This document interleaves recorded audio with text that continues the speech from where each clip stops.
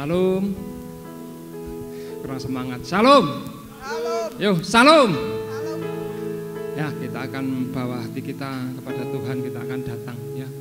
Berikan hidup, berikan hati, berikan persembahan untuk Tuhan yang terbaik pada pagi hari ini. Dan saya percaya saat kita sungguh-sungguh memberikan hidup kita sebagai persembahan kepada Tuhan, Tuhan berkenan hadir memberkati kita semuanya. Ya, sebelum kita mulai, kita akan berdoa. Haleluya. Yang kami rindukan pagi hari ini Bapa, di kebaktian yang kami kerjakan, Engkau hadir untuk kami, memberikan urapan Roh Kudus. Biar kami ini Tuhan sebagai pelayan, juga jemaat yang ada, memperoleh hikmat pengertian, memperoleh tanda dan mujizat, sehingga kami mengerjakan ibadah dengan benar, berkenan di hadapan Tuhan. Kami percaya saat kami mengerjakan dengan hikmat pengertian Tuhan, dengan tanda dan mujizat, kami akan bisa mempermuliakan nama Tuhan lebih lagi. Dan Kau hadir memberkati kami semua. Yang datang dengan penyakit, Tuhan berikan mujizat kesembuhan. Yang datang dengan segala keterikatan, Tuhan buat keajaiban dilepaskan. Yang punya persoalan apapun, kami percaya saat Engkau hadir, Engkau memberikan kuasa kemenangan bagi kami. Untuk itu Bapa, pagi hari ini kami mau menyembah. Biar Yesus ditinggikan, Yesus diagungkan. Kami siap untuk meninggikan Engkau, dan kami siap untuk terima Roh Kudus, terima kuasa, tanda dan mujizat pagi hari ini di dalam nama Tuhan Yesus. Yang percaya katakan amin. Kita angkat pujian yang pertama, Yesus ditinggikan. Haleluya.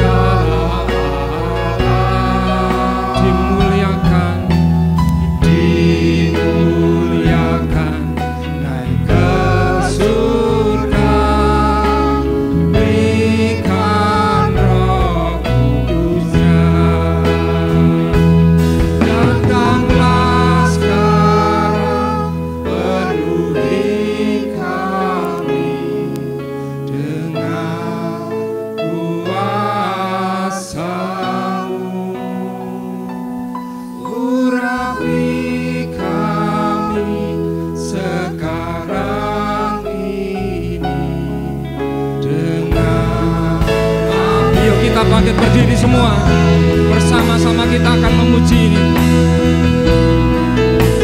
Katakan, Yesus Tuhan tinggi. Percayai, Dia hadir di tempat kita. Dia akan melawat setiap hidup kita dengan Roh Kudus-Nya. Imani. Dimuliakan, naik ke surga. Sekali lagi katakan, Yesus Tuhan ditinggikan. Yesus Tuhan ditinggikan atas segala alam. Dimuliakan,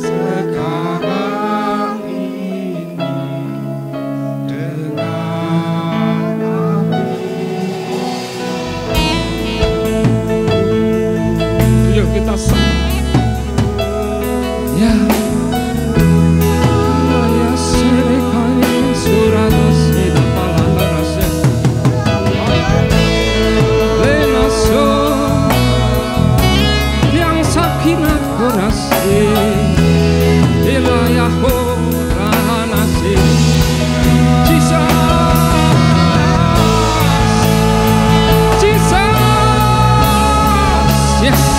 Mengalir di tempat ini ya. Mengalir, urapi kami Tuhan. Penuhi kami Yesus. Inalaya seraya sangkinaku ayana yara yara inaya usuk yara kami mau sampai melimpah, urapan-Mu sampai penuh, sampai melimpah, sampai penuh, sampai melimpah. Yes. Dalam nama Yesus, di dalam nama Yesus, di dalam nama Yesus.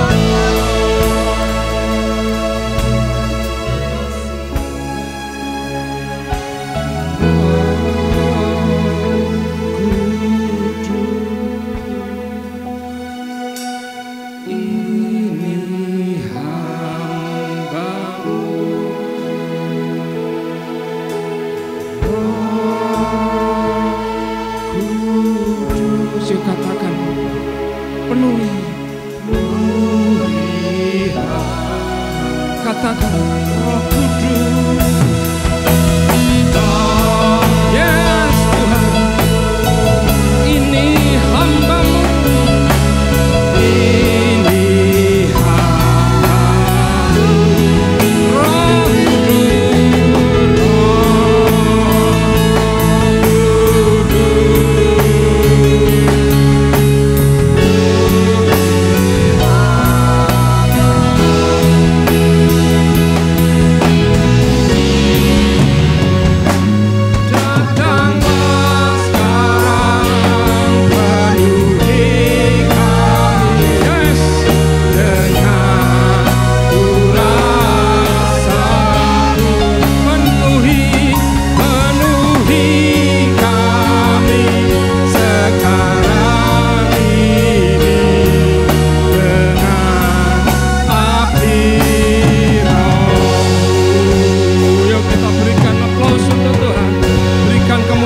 haleluya, haleluya, haleluya. Bapak Ibu percaya sudah dipenuhi Roh Kudus? Amin. 2 produk Roh Kudus, apa itu? Apa Bapak Ibu? Tanda dan mujizat. Yang kedua apa? Hikmat dan wahyu. Lagu yang kedua ini berjudul Tak Berkesudahan. Dia menulis karena dia penuh Roh Kudus. Dia percaya yang namanya hikmat dan wahyu, ya, sehingga dia menciptakan lagu ini. Dan percayai kita juga akan mengalami kasih Tuhan yang tidak berkesudahan. Haleluya, tak berkesudahan. Haleluya.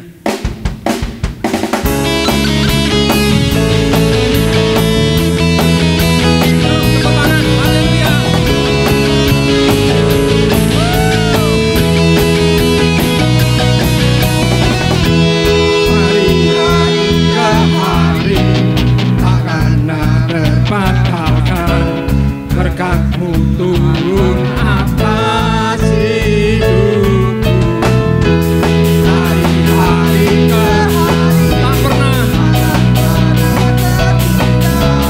kesetiaan limpahkan bagiku.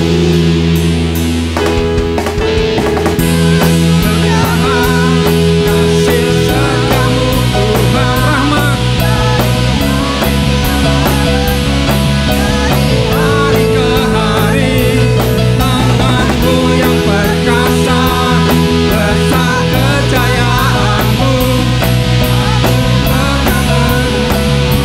selalu pegang arah. Saya percaya kalau kita sungguh-sungguh, ya, kasih Tuhan itu tidak berkesudahan. Ya, hikmat berbicara dari kemarin hari ini, dan wahyu berbicara selama-lamanya. Bapak Ibu akan mengalami percaya. Yuk kita nyanyi dengan sukacita, biar kasih Tuhan itu nyata, tak berkesudahan. Haleluya.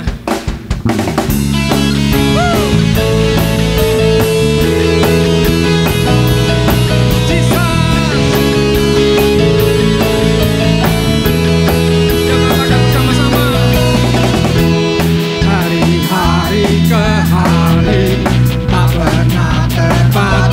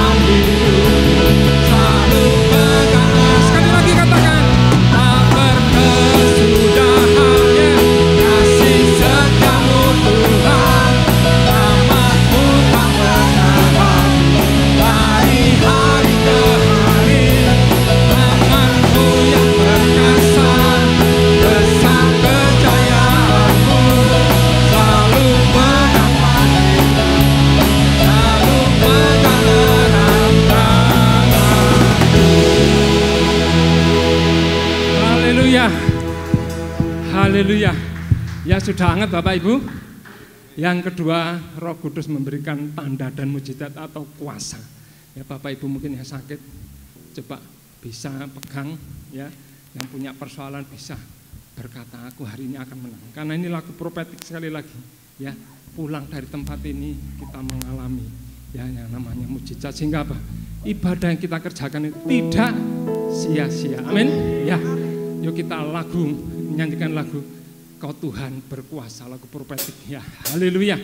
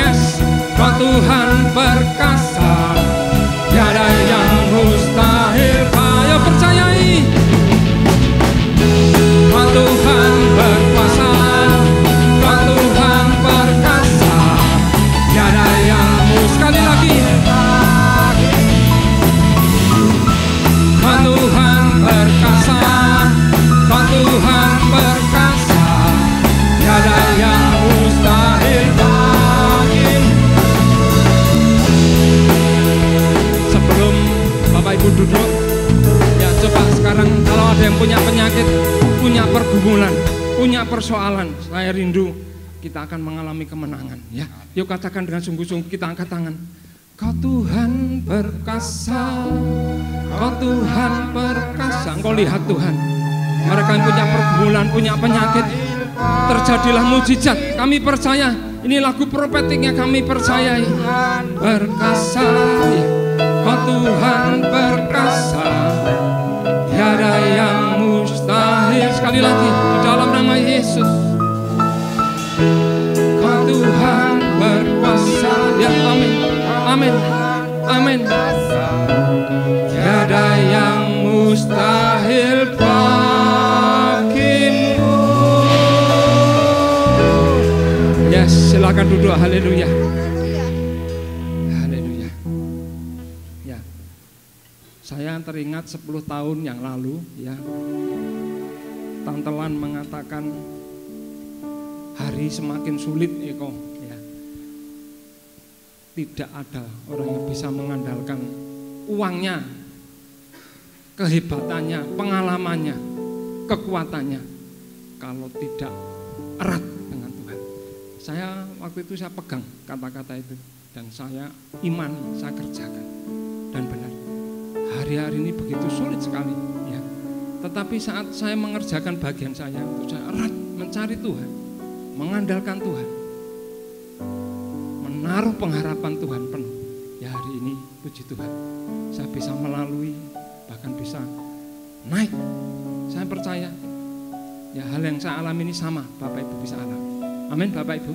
Saat kita bisa menaruh pengharapan kepada Tuhan secara penuh. Ya melalui firman, yuk kita tangkap, taruh harapan kita apa kepada Tuhan. Biar segala sesuatunya Tuhan kerjakan dengan cara yang heran, sehingga kita memperoleh kemenangan, berkat yang limpah. Amin. Haleluya, Kaulah harapanku.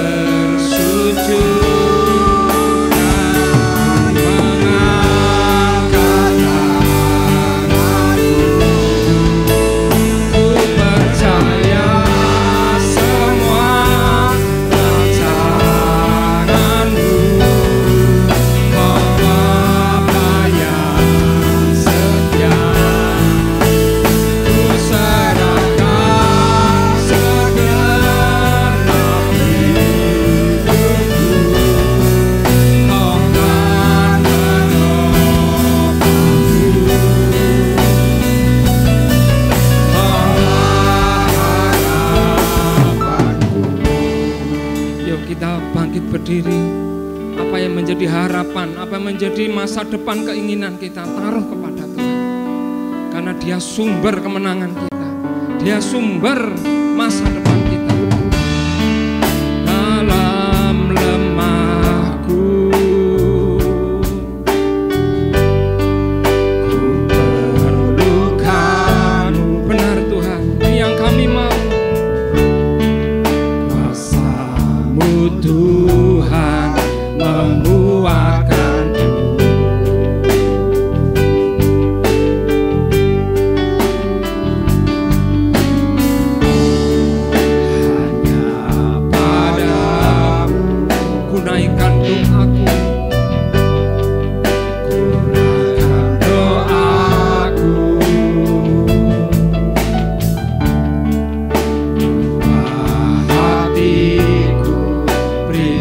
damai.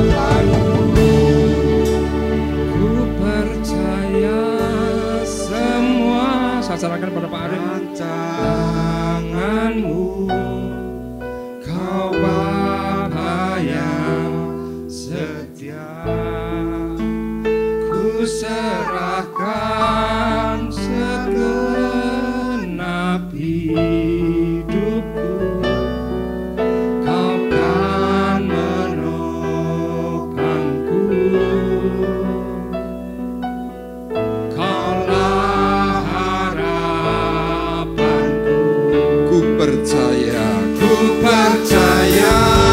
semua rancanganmu. Kau Bapa yang setia, ku serahkan segenap hidupku. Kau kan menolongku. Kaulah harapanku. Kaulah harapanku. Kaulah harapanku.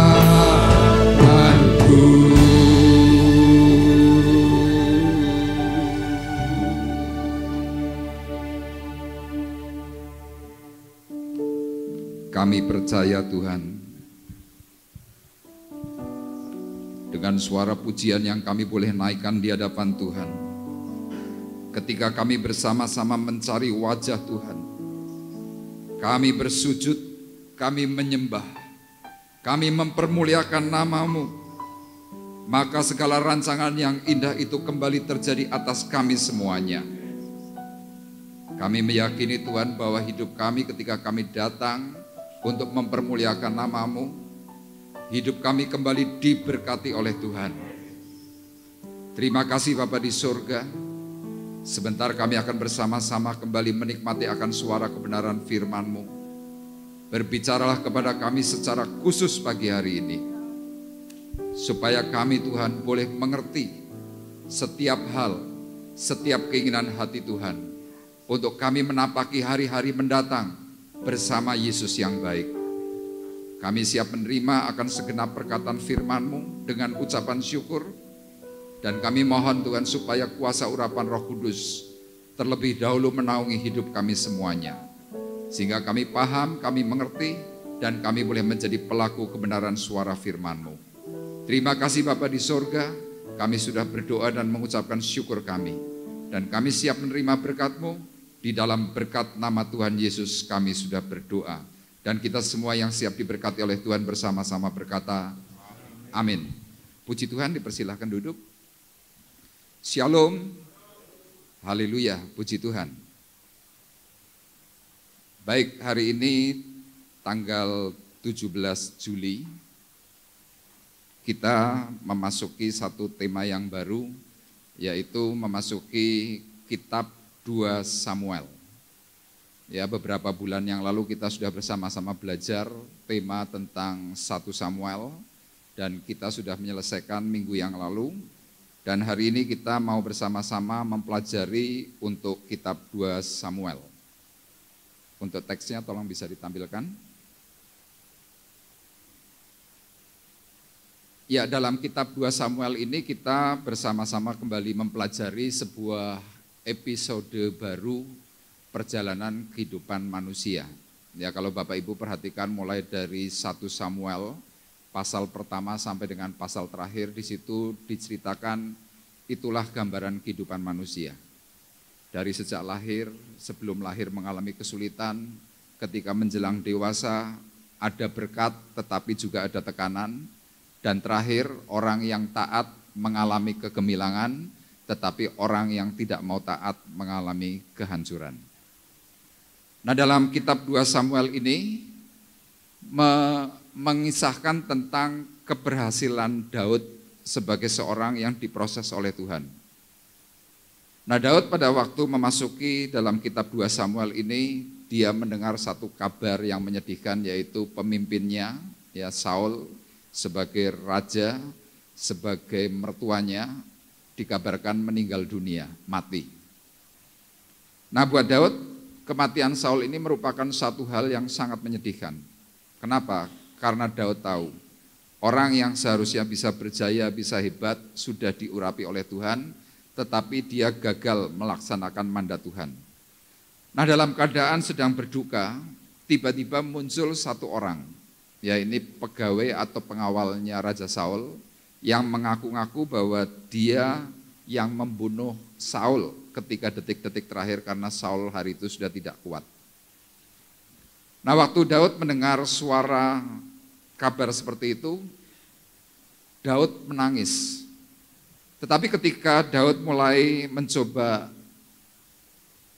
bertanya tentang keberadaan yang sebenarnya, di sini Daud sebagai seorang yang tulus hati, dia paham bahwa orang ini yang ngomong ini nggak benar.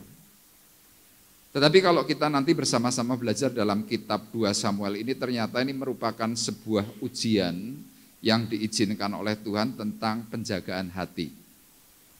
Jadi dalam kitab 2 Samuel ini diceritakan bahwa Daud ini sebentar akan menjadi seorang raja. Tetapi sebelum menjadi seorang raja, Tuhan rupanya mau menguji lagi keberadaan hatinya Daud. Yaitu dikirim satu orang yang saya katakan orang ini adalah seorang yang menjilat.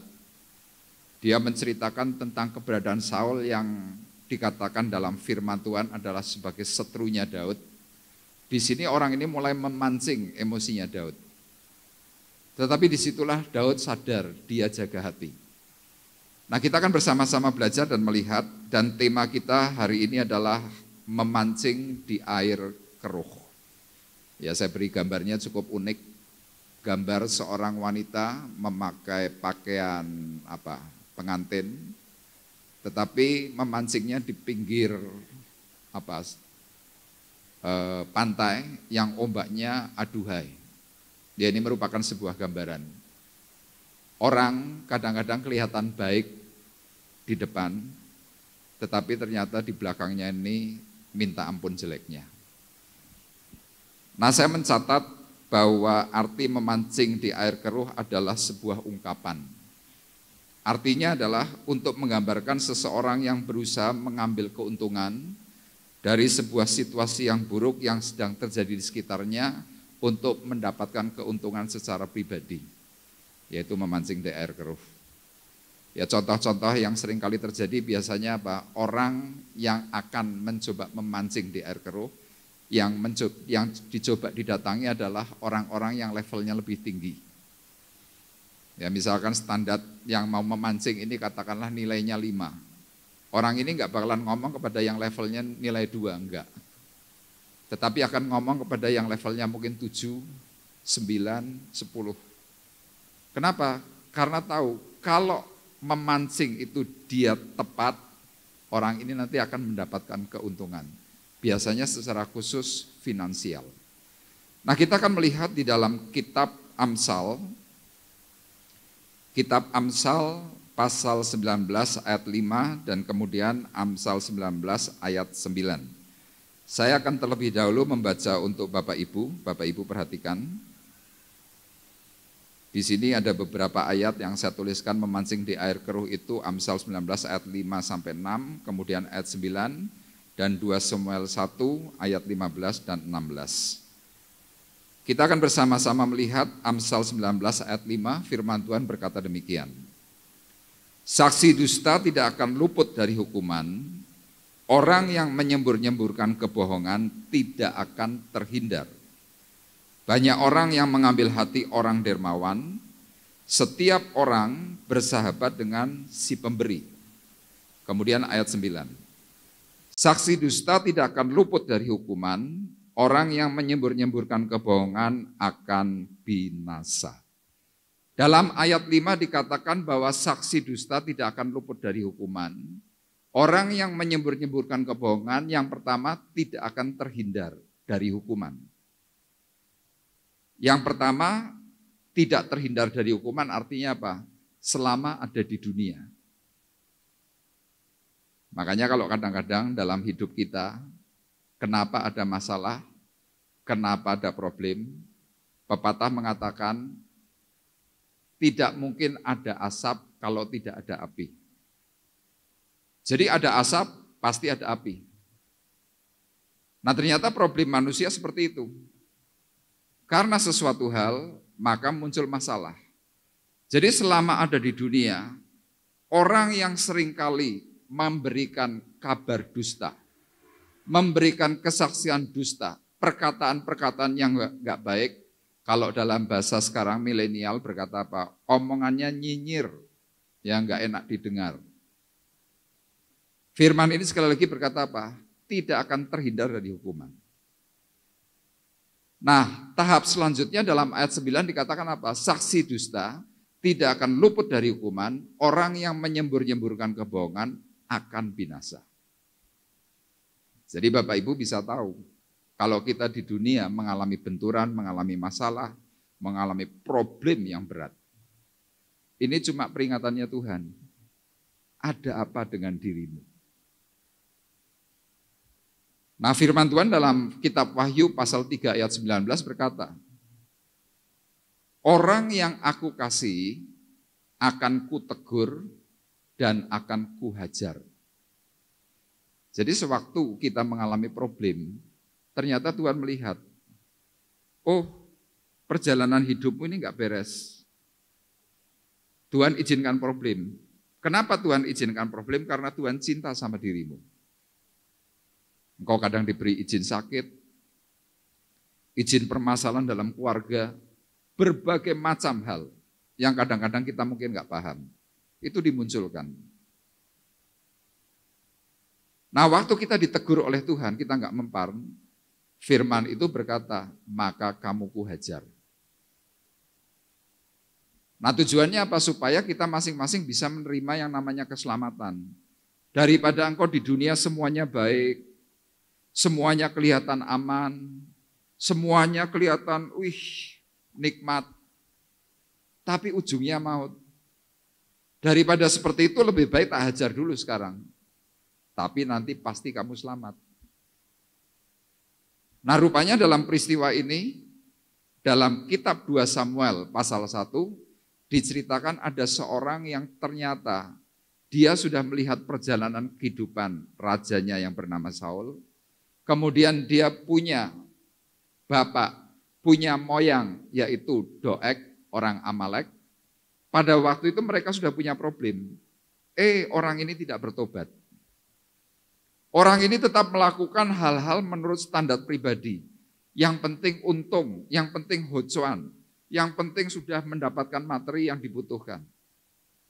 Dan ternyata ujungnya apa? Sangat mengerikan. Kita lihat sekarang dalam 2 Samuel pasal 1, ayat 15 dan ayat 16. Tolong Pak Gunadi membacakan.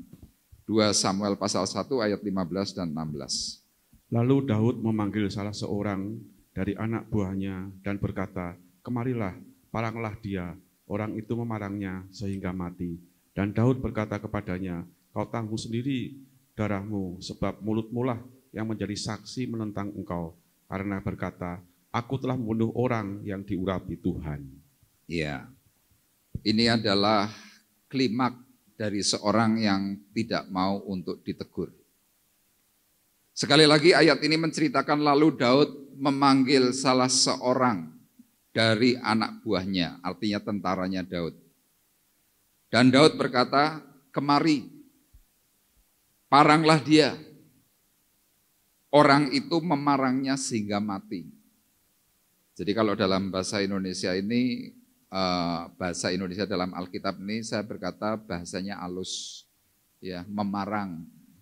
Tapi kalau dalam bahasa Indonesia sehari-hari bukan memarang, bacok.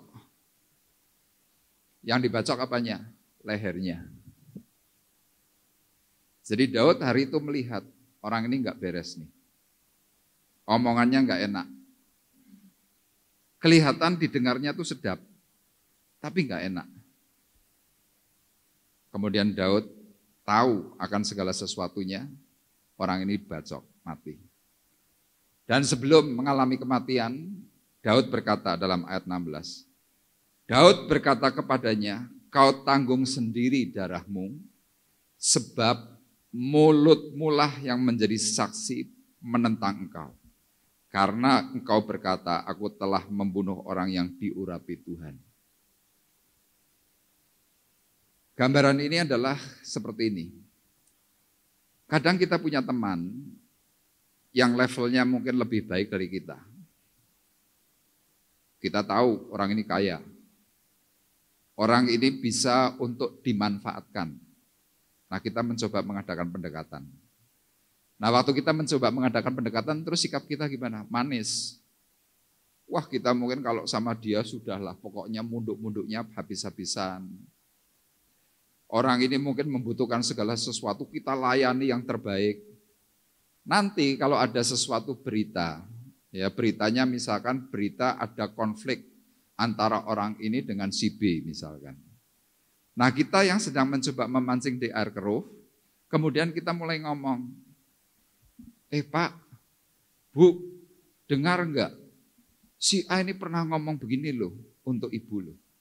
Nah orang ini kan kadang-kadang terpancing, mulai bertanya, loh ngomong apa misalkan. Nah kemudian cerita. Nah waktu cerita inilah kemudian banyak bumbu-bumbu penyedap. Orang yang hatinya tulus, diberi cerita yang macam-macam, itu enggak mempan. Tapi justru yang menjadi masalah, hati kita ini kadang-kadang terkontaminasi dengan suasana, dengan permasalahan yang ada.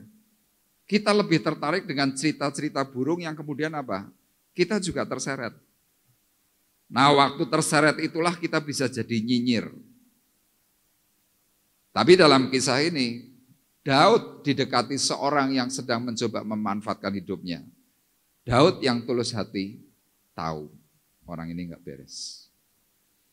Dalam peristiwa 2 Samuel pasal 1 ayat 15 dan 16, tidak diceritakan siapa nama orang yang mati.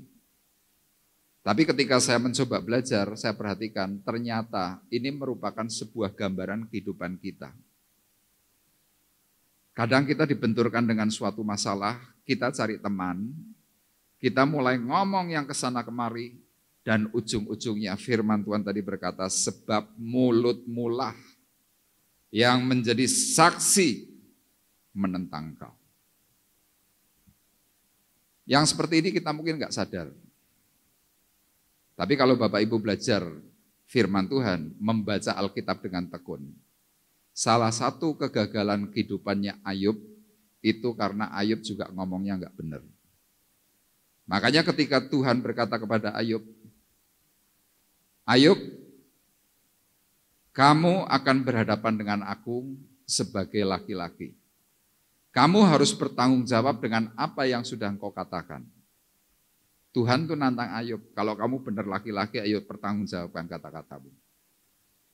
Dan ketika Ayub mencoba mengevaluasi apa yang ada dalam dirinya, dia sadar, ternyata perkataannya banyak salah. Dalam pasal 40 diceritakan, maka Ayub mencabut semua perkataannya yang salah. Dan detik itu juga Tuhan pulihkan. Makanya pagi hari ini saya memberikan tujuan menjaga perkataan dengan berkata benar agar tidak menuai bencana.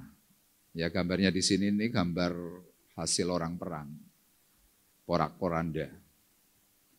Jadi kalau kita ini bisa jaga perkataan, ya kalau memang tahu, ya ngomonglah tahu. Tapi kalau memang tidak tahu, jangan sok tahu, kira-kira gitu. Nah kita banyak sekali melenceng dari perkataan, nggak tahu, tapi kita tambah-tambahi bumbu. Nah dalam 2 Samuel pasal 1 ayat 1 sampai dengan 16 kita akan eksposisi, ya judul perikopnya adalah Daud menerima kabar kematian Saul. Nah mari kita bersama-sama belajar bagaimana sikap hati orang yang suka memancing di air keruh. Yang pertama dalam ayat 1 sampai dengan ayatnya yang ketiga. Tolong dibacakan, 2 Samuel 1 ayat 1 sampai 3. Setelah Saul mati dan ketika Daud kembali sesudah memukul kalah orang Amalek dan tinggal 2 hari di Siklak, maka datanglah pada hari ketiga seorang dari tentara dari pihak Saul dengan pakaian terkoyak-koyak dan tanah di atas kepala. Ketika ia sampai kepada Daud, sujudlah ia ke tanah dan menyembah. Bertanyalah Daud kepadanya, dari manakah engkau? Jawabnya kepadanya, aku lolos dari tentara Israel. Iya. Bapak Ibu perhatikan hal yang pertama, sikap hati orang yang suka memancing di air keruh itu seperti apa? Dalam ayat 1 sampai dengan yang ketiga menjelaskan, ternyata yang pertama, orang itu suka mencari muka. Ya mencari muka bukan berarti muka kita dia nyor-nyor kayak gini, ini raiku, bukan begitu. Tapi kita mencoba bersikap yang drama, Ya Bapak Ibu mungkin sekarang banyak sekali nonton drakor, drama Korea. Wah ceritanya kan macam-macam. Bintangnya pun macam-macam. Nah sama, orang yang sedang mencoba memancing di air keruh, biasanya apa? Orang ini banyak drama. Cerita yang sebenarnya enggak seperti itu. Tetapi orang tipe semacam ini pandai memanfaatkan situasi dan kemudian menjilat untuk sebuah kepentingan supaya dianggap sebagai pahlawan. Ya kalau kita mendekati seseorang kan begitu. Apapun diceritakan. Termasuk kalau perlu cerita tentang keadaan keluarga diceritakan. Dan nanti yang diceritain kan kadang-kadang tertarik. Yang diceritain ini nanti akan berkata, wih si A ini kalau sama aku ini terbuka banget tuh. Apapun diceritakan, urusan keluarganya pun diceritakan. Keuangannya diceritakan, kabeh diceritakan. Tujuannya apa sih? Untuk memikat hati. Jadi kalau lawan bicara kita mulai terpikat hatinya, nanti kemudian kita mulai memberikan cerita-cerita yang lain, biasanya apa? Lebih bisa diterima. Nah orang yang tidak disebutkan namanya ini kemudian mencoba melakukan sikap itu. Cari muka di hadapan Daud. Saudara perhatikan ayat 2. Maka datanglah pada hari ketiga seorang dari tentara dari pihak Saul. Jadi ini anak buahnya Saul. Dengan pakaian terkoyak-koyak dan tanah di atas kepala. Ketika ia sampai kepada Daud, sujudlah ia ke tanah dan menyembah. Ini yang namanya cari muka. Itu yang tadi saya istilahkan munduk-munduk. Dan Bapak Ibu boleh cek, di dalam kitab 1 Samuel, tidak pernah diceritakan ada orang yang memuja-muja atau menyembah-nyembah Daud secara khusus, tidak ada. Tapi detik itu dalam 2 Samuel, sebelum Daud diangkat jadi raja, kabar pengangkatan Raja Daud ini sudah mulai tersiar. Kenapa? Saul mati.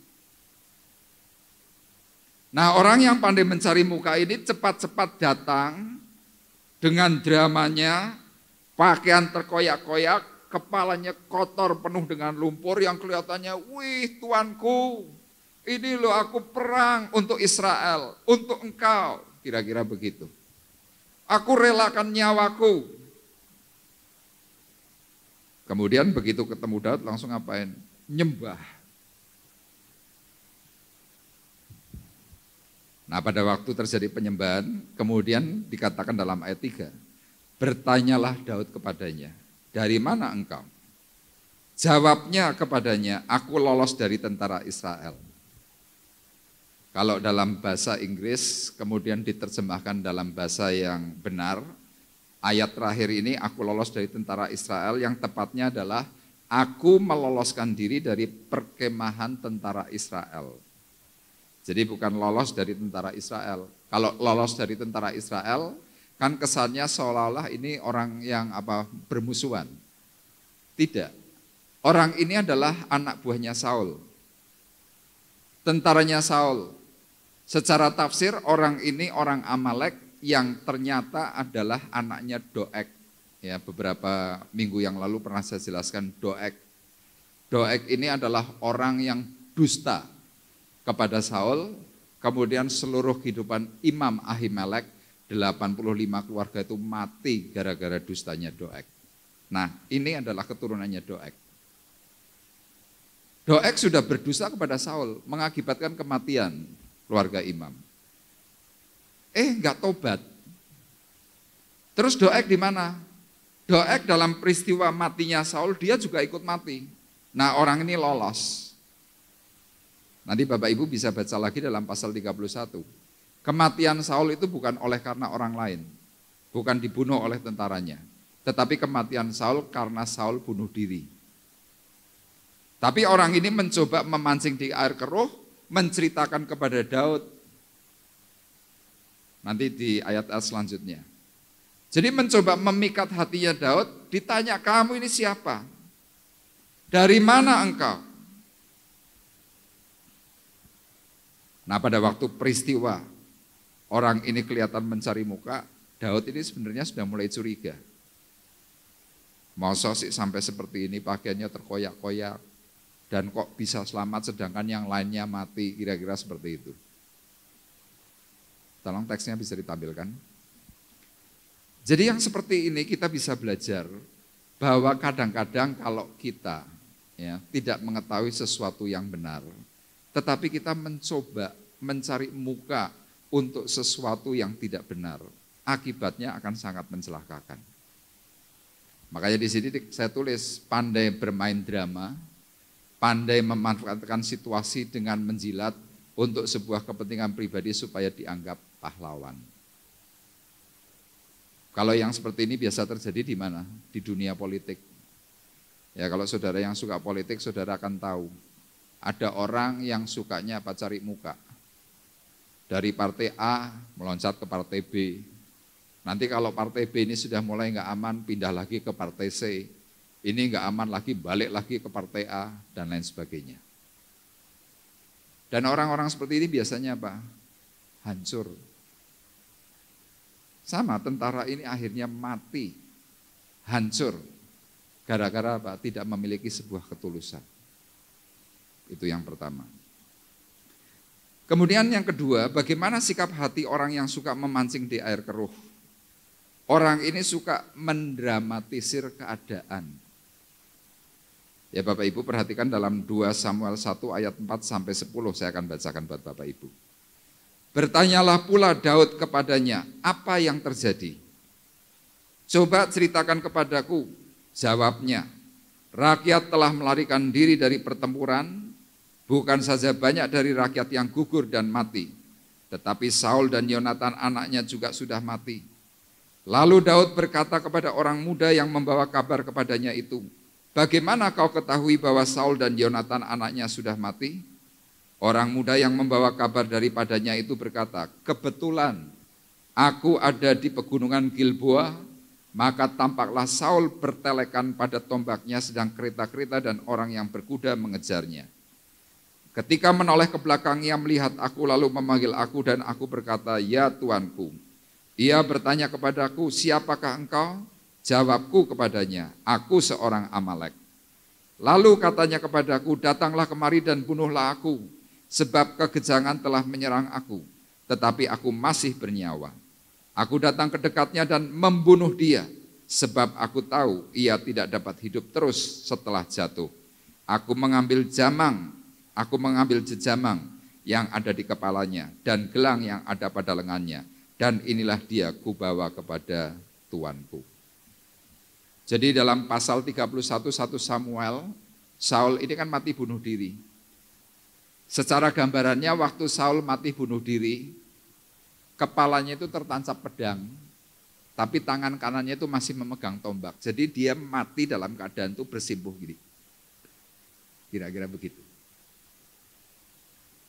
Nah orang muda tentara Amalek ini mengaku-ngaku, aku yang membunuh Saul.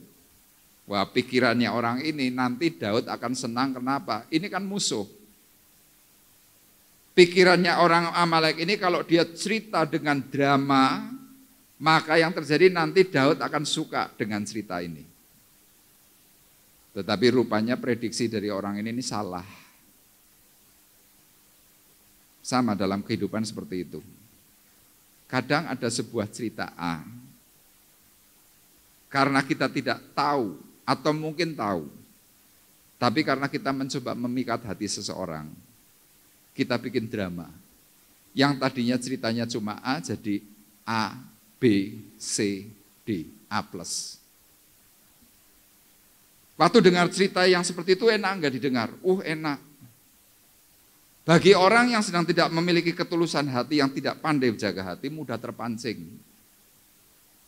Kenapa mudah terpancing? Ceritanya enak. Nah yang seperti ini kadang kita enggak sadar. Kenapa enggak sadar? Kita enggak tahu bahwa kita ini sebenarnya sedang dites, diuji sama Tuhan. Coba bagaimana hatimu ketika engkau katanya sudah mengikut Tuhan, apakah engkau masih terima berita miring? Dan Bapak Ibu perlu ketahui, banyak sekali institusi hancur gara-gara berita miring, termasuk gereja. Tapi kita kan nggak sadar. Kalau Bapak Ibu nanti baca lagi dalam ayat 4 sampai dengan 10,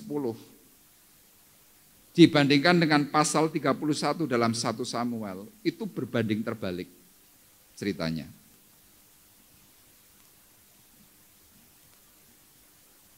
Tapi lihat, dalam sebuah kondisi, ada hal yang menarik untuk Daud hari itu. Apa? Orang ini membawakan mahkotanya Saul dalam ayatnya yang ke-10.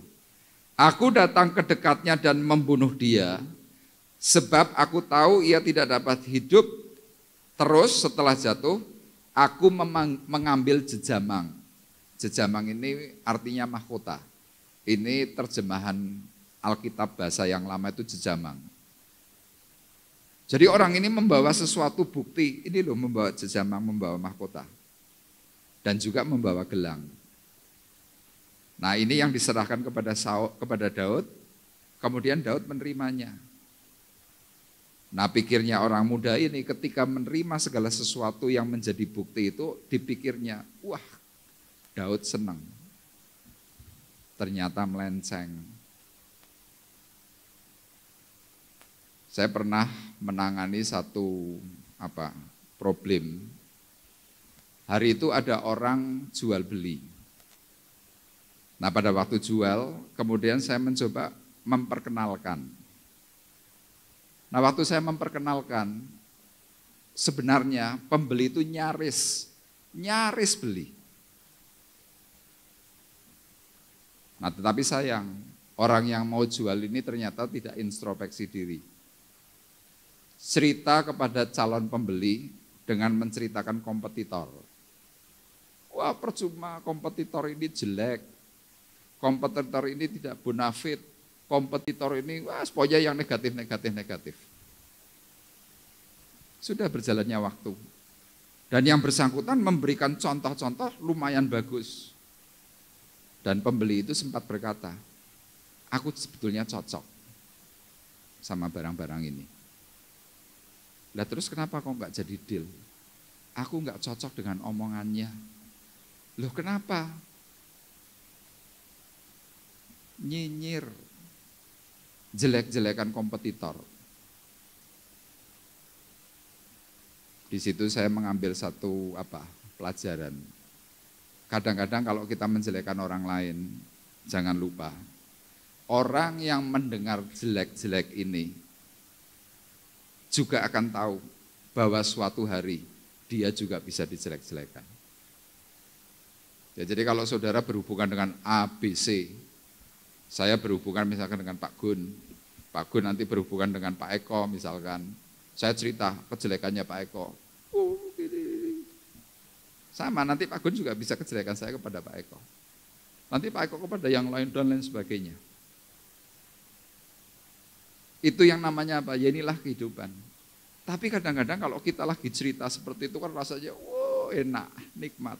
Apalagi kalau cerita itu kemudian yang bersangkutan ada pembelaan, wah tambah enak. Kita terpancing. Betapa banyaknya kerugian-kerugian yang kita alami gara-gara apa? Mendramatisir keadaan. Mungkin hari ini kita tidak mengalami sesuatu yang frontal, tidak. Tetapi Bapak Ibu boleh cek. Ini dari pengalaman saya ketika saya terjun dalam pelayanan. Banyak orang berguguran, banyak orang jatuh gara-gara omongan yang gak beres. Makanya kalau Bapak Ibu perhatikan dalam Amsal pasal 10, dikatakan apa? Berkat Tuhanlah yang menjadikan kaya, susah payahmu tidak menambahi. Tetapi coba ayat berikutnya apa? Kita lihat yuk, Amsal pasal 10. Kita perhatikan bersama-sama.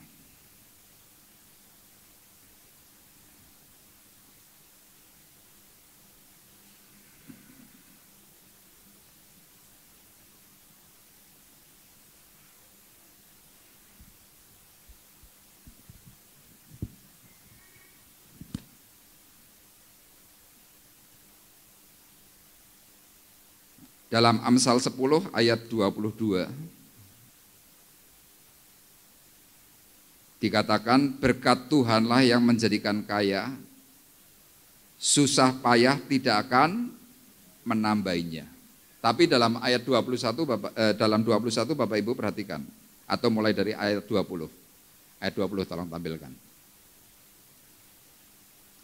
Lidah orang benar seperti perak pilihan, tetapi pikiran orang fasik sedikit nilainya. Ayat 21, bibir orang benar mengembalakan banyak orang, tetapi orang bodoh mati karena kurang akal budi. Jadi kalau Bapak Ibu mau korelasikan berkat Tuhan yang bisa kita terima, itu berkaitan dengan apa? Perkataan. Kalau omongan kita enggak beres, perkataan kita tidak memberikan berkat, perkataan-perkataan kita ini banyak salah, berkat Tuhan itu tidak mungkin hadir dalam diri kita. Tidak mungkin. Tapi coba kalau perkataan-perkataan kita benar, saya berani pastikan, hidupmu itu mengalami banyak hal-hal yang indah. Jadi hal yang kedua, hati-hatilah ketika engkau menceritakan sesuatu dengan mendramatisir. Hati-hati. Karena apa? Itu akan mencelakakan hidupmu.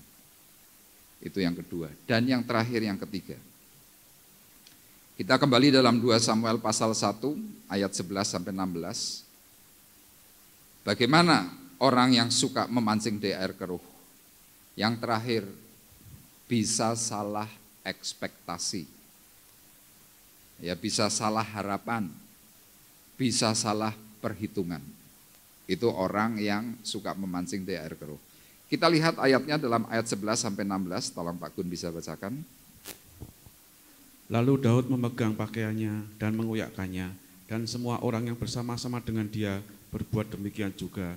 Dan mereka meratap, menangis, dan berpuasa sampai matahari terbenam karena Saul, karena Yonatan anaknya, karena umat Tuhan dan karena kaum Israel, sebab mereka telah gugur oleh pedang.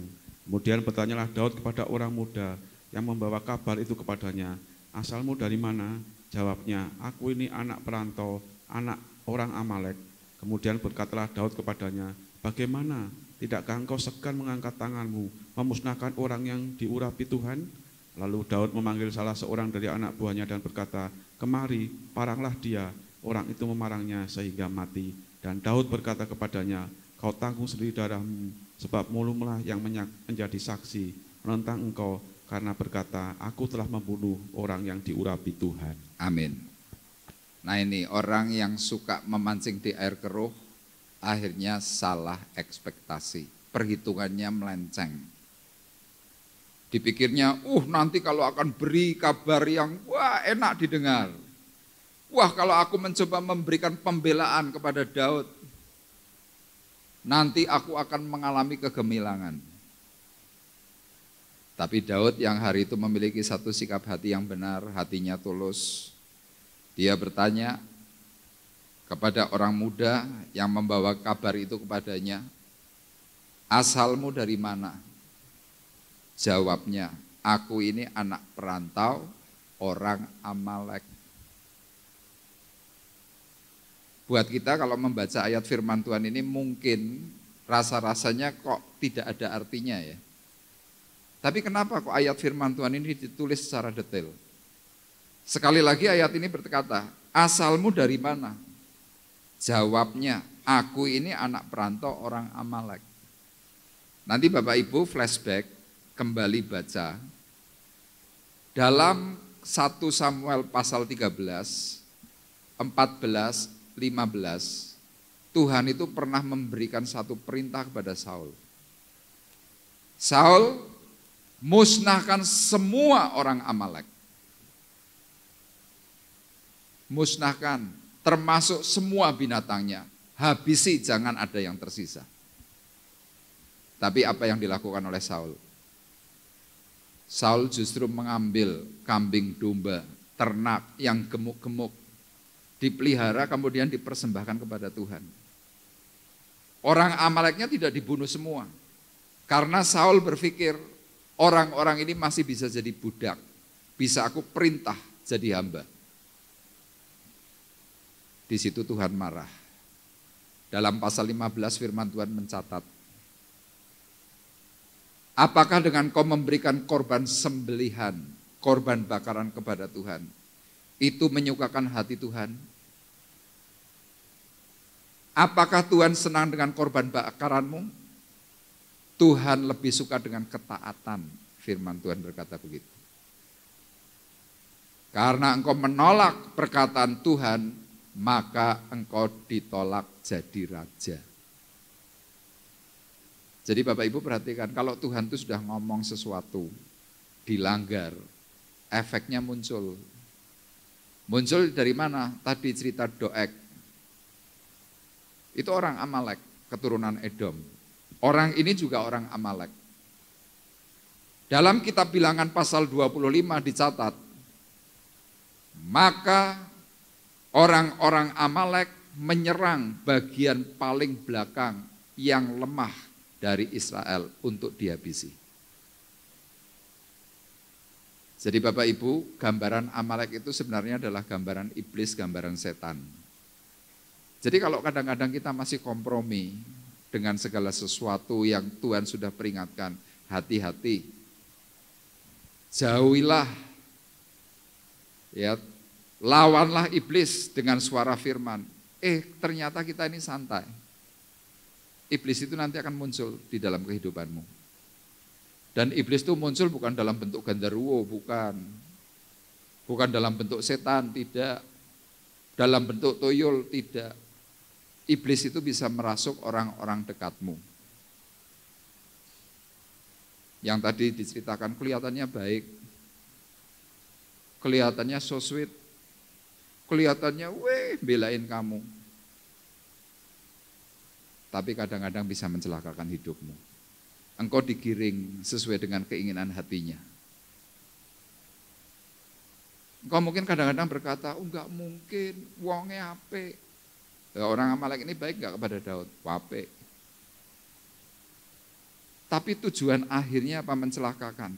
Kalau detik itu ternyata Daud terpikat dengan omongan orang Amalek ini, apa yang terjadi? Mungkin Daud bisa gagal jadi raja. Kenapa? Dia bersukacita bergirang atas kematian orang yang diurapi. Makanya melalui pesan firman Tuhan ini Tuhan kepingin apa? Jangan engkau bergirang, jangan engkau nyukur-nyukur ke orang, apalagi itu hamba Tuhan. Jangan dah. Bahaya. Meskipun mungkin hamba Tuhan itu salah, tapi firman Tuhan ini memberikan sebuah catatan. Saul mengalami banyak salah di mata Tuhan, tetapi Daud tetap hormat. Meskipun Saul juga memusuhi dirinya. Makanya ketika hari itu Daud bertanya, asalmu dari mana? Jawabnya, aku ini anak perantau, orang Amalek. Nah kalau kata perantau ini kemudian kita hubungkan dengan Ayub pasal 1, cerita tentang iblis. Suatu hari Tuhan memanggil anak-anak Allah dan iblis ada di situ. Kemudian ditanya oleh Tuhan, iblis kamu dari mana? Aku dari beredar-edar. Kata beredar-edar itu artinya apa? Merantau.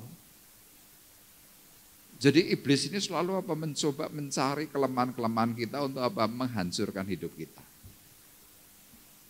Nah sekarang yang menjadi pertanyaan, berapa banyak hari ini kita sedang terpikat dengan cerita-cerita yang mengenakan telinga. Kita mungkin sedang digiring. Kita sedang mungkin diberi berita-berita yang macam-macam dah.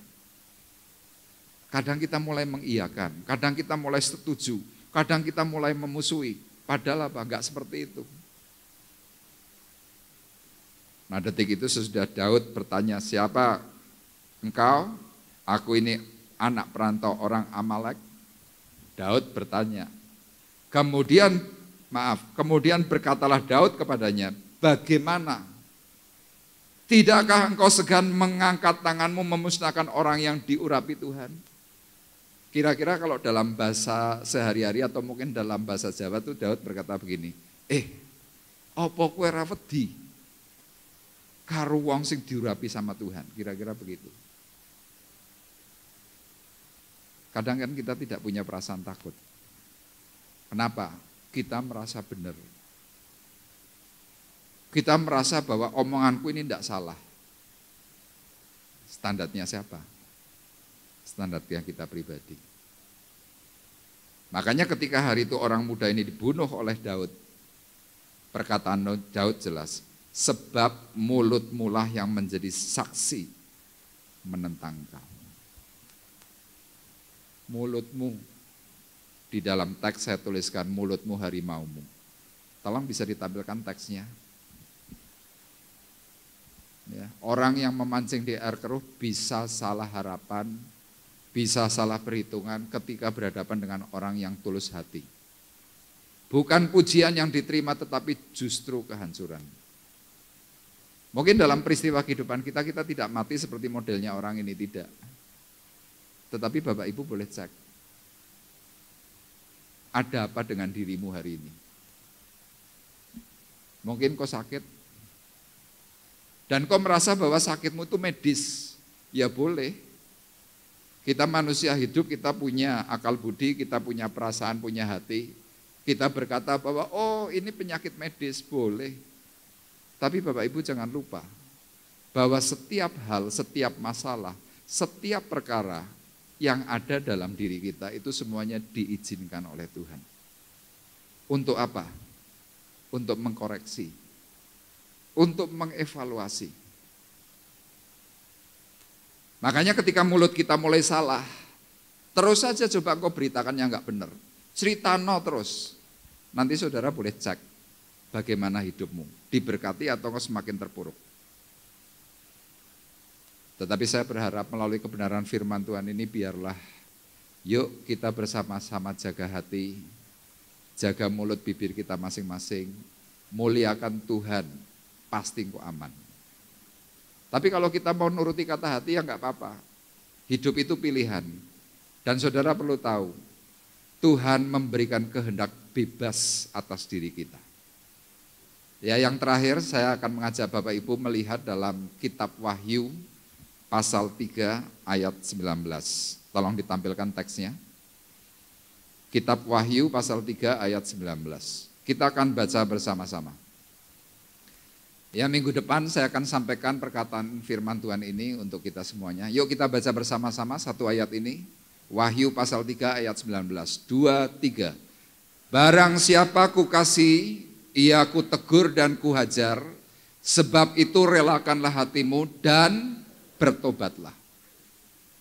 Jadi kalau saudara kena masalah, saudara kena problem, saya berkata sesuai dengan perkataan ayat firman Tuhan, itu teguran. Engkau ditegur.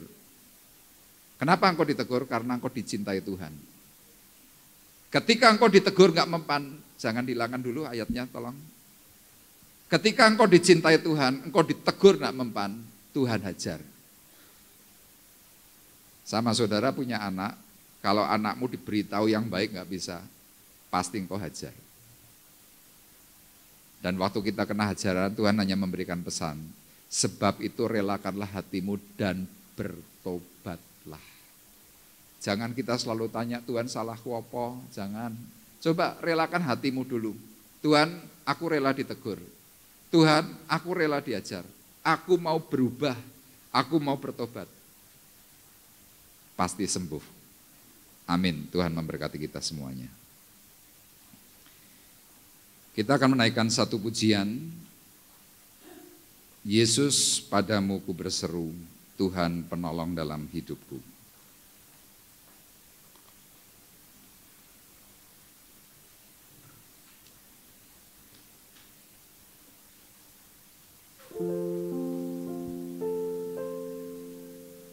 Kau Tuhan penolong dalam hidupku, ku percaya hanya kepadamu. Kau pegang tanganku dan tuntun langkahku. Yesus, kau perlindunganku.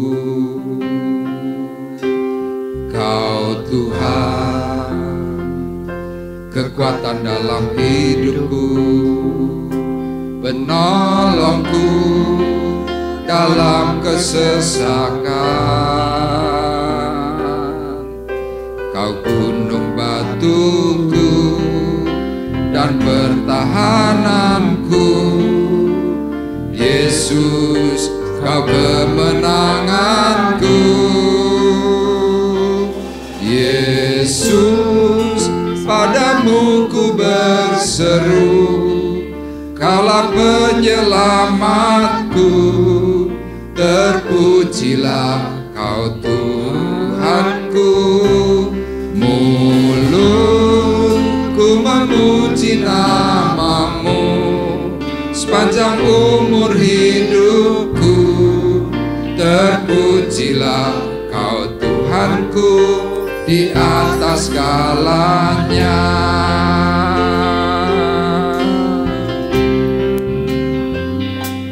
Kau Tuhan, penolong dalam hidupku.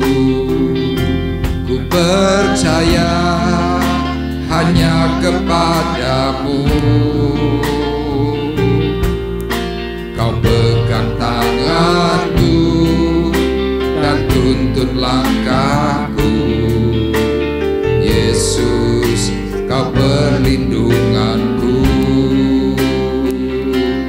Kau Tuhan, kekuatan dalam hidupku, penolongku dalam kesesakan. Kau gunung batuku dan pertahananku. Yesus, Kau kemenanganku. Yesus, padamu ku berseru, Kaulah penyelamatku. Terpujilah Kau Tuhanku. Mulutku memuji nama-Mu sepanjang umur hidupku. Terpujilah Kau Tuhanku di atas segalanya. Kaulah sumber kuatku, Kaulah kehidupanku, Kaulah pertahananku. Ku percaya padamu.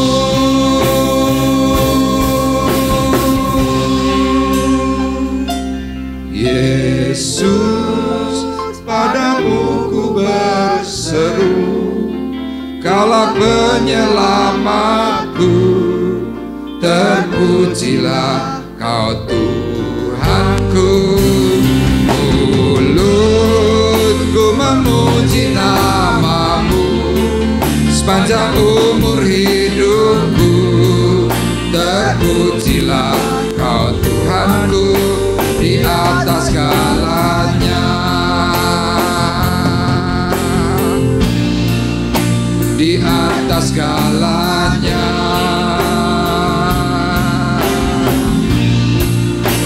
Di atas segalanya. Terima kasih Tuhan untuk pesan firman-Mu. Dan kami kembali diingatkan melalui suara pujian yang kami naikkan di hadapan Tuhan, supaya mulut yang kami miliki hanya untuk memuji nama Tuhan. Sepanjang hidup kami mau berkata, terpujilah Engkau Tuhan. Dan kami percaya melalui perkataan yang benar, maka hidup kami ditolong, hidup kami diubahkan, dan kami diberkati oleh Tuhan. Terima kasih Bapa di surga. Kami bersyukur kalau sebentar Tuhan kami akan bersama-sama memberikan korban persembahan yang terbaik. Tuhan berkati akan petugas kolektan. Berkati Tuhan hamba-hamba-Mu dengan berkat sepenuh. Bahkan Kau juga memberkati seluruh sidang jemaat Tuhan yang akan menabur untuk pekerjaan Tuhan di muka bumi. Berkati mereka dan kembalikan berkali lipat. Terima kasih Tuhan, kami siap memberi. Di dalam berkat nama Tuhan Yesus Kristus kami sudah berdoa. Haleluya. Amin. Saya serahkan kepada Pak Eko. Ya, mohon petugas kolektan ya, untuk mengerjakannya. Kita akan angkat lagu kedua, Tak Berkesudahan. Haleluya.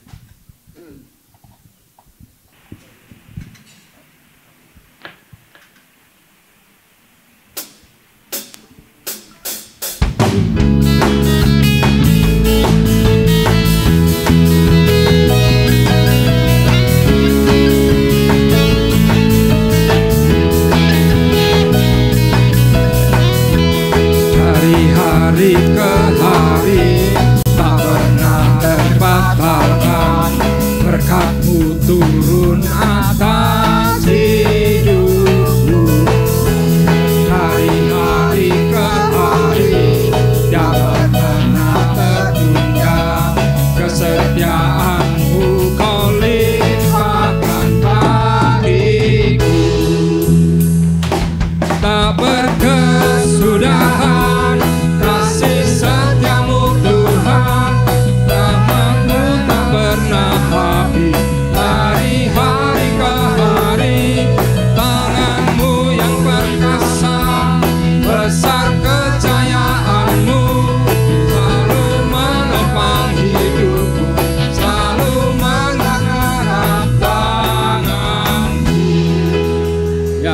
kasih untuk persembahan Bapak Ibu. Puji Tuhan, kita akan bersama-sama mengakhiri perjumpaan ibadah kita. Saya mengundang Bapak Ibu bangkit berdiri. Kita akan berdoa. Haleluya. Bapa di sorga, Bapa yang baik, kami mengucap syukur berterima kasih untuk hari ini, karena Tuhan kembali memberkati hidup kami dengan suara kebenaran firman. Biarlah firman itu Tuhan tertanam dalam batin, dalam hati, dalam pikiran, dan kami melakukannya. Karena kami percaya Tuhan, dengan kami melakukan setiap kebenaran yang Tuhan ajarkan, maka segala berkat anugerah kasih Bapa di surga itu turun bekerja, mengalir, memberikan kasih yang mula-mula dalam hidup kami semuanya. Tuhan, pagi hari ini kami mengingat akan Ibu Poniem, Ibu Martasin, Ibu Kevin, untuk Saudara Kevin Michelino yang berulang tahun. Tuhan berkati mereka dengan kekuatan anugerah kasih, anugerah kebenaran daripada Tuhan. Mereka diberkati sehingga mampu memberkati keluarga mereka masing-masing. Dan kami percaya kesehatan, kekuatan, panjang umur terjadi atas mereka. Terima kasih, dan hamba-Mu juga pagi hari ini berdoa untuk Ibu Partiah, untuk Ibu Milka, untuk Ibu Sung, Ibu Ngatmi, Ibu Jun, Tuhan Pak Rinus, untuk Jiwawa, Ibu Poniem, Tuhan untuk anak Victor Immanuel secara khusus, untuk Ibu Eti. Mereka yang mengalami kelemahan tubuh dari tempat yang maha tinggi, Tuhan jamah, Tuhan pulihkan di dalam nama Yesus. Kami masih percaya ada tanda mujizat yang daripada Tuhan. Mereka dipulihkan dan diberkati oleh Tuhan, dan kembali mereka memuji mempermuliakan nama-Mu. Terima kasih Bapa di sorga, kami bersyukur untuk segala anugerah yang Tuhan nyatakan. Dan tiba saatnya Tuhan, sekarang kami hendak berpisah satu dengan yang lain. Sekarang kami mohon berkat serta penyertaan yang daripada Tuhan. Sidang jemaat Tuhan terkasih, marilah kita bersama-sama mengangkat hati, mengangkat tangan kita di hadapan Tuhan. Pulanglah dengan membawa berkat, damai sejahtera Allah Bapa di sorga. Pulanglah dengan kasih karunia Tuhan Yesus Kristus di dalam persekutuan Roh Kudus. Tuhan memberkati engkau dan melindungi engkau. Tuhan menyinari engkau dengan wajah-Nya dan memberi engkau kasih karunia. Tuhan menghadapkan wajah-Nya kepadamu dan memberi engkau damai sejahtera mulai dari pagi hari ini sampai Maranatha datang yang kedua kali. Dalam berkat nama Tuhan Yesus Kristus, kami sudah berdoa dan mengucapkan syukur kami, dan kita semua yang diberkati oleh Tuhan bersama-sama berkata, amin. Terima kasih Yesus.